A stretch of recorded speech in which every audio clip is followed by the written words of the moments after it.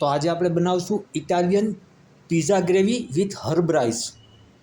તો જો પીળા કેપ્સિકમ, લાલ કેપ્સિકમ લઈ લીધા, બ્રોકલી લઈ લીધી છે, મરચાં કાપી લીધા છે, આદું ખમણી લીધું છે અને ચીઝની સ્લાઇસ બી લઈ લીધી છે। આ બાજુ આપણે સ્વીટ કોર્ન એટલે મકાઈને બાફી લીધી છે।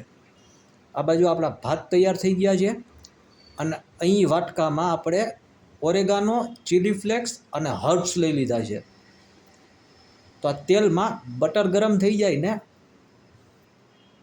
એટલે આપણે એમાં સૌની પહેલાં નાખી દઈશું કાપેલા મરચાં અને આદું, અને આ થોડું પાકી જાય એટલે એમાં નાખી દઈશું આપણે લાલ કેપ્સિકમ, પીળા કેપ્સિકમ અને આપણી બ્રોકલી। હવે એ અધકચરા પાકી જાય ને એટલે એમાં નાખી દઈશું આપણે 1 ચમચી પિઝા સોસ અને 1 ચમચી આપણે નાખીશું ટમેટા સોસ। હવે આને વધારે પકાવવાના નથી, અધકચરા પાકે એટલે એમાં નાખી દઈશું આપણે દૂધ।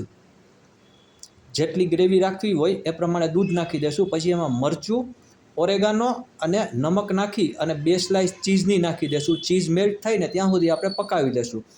આ બાજુ એક કડાઈમાં આપણે તેલ ગરમ થઈ જાય એટલે ચીલી ફ્લેક્સ, ઓરેગાનો અને હર્બ્સ નાખીને એમાં નાખી દઈશું આપણી મકાઈ બાફેલી, અને એના પછી આપણે આપણા ભાત નાખી અને નમક નાખી દઈશું અને એને મિક્સ કરી લેશું।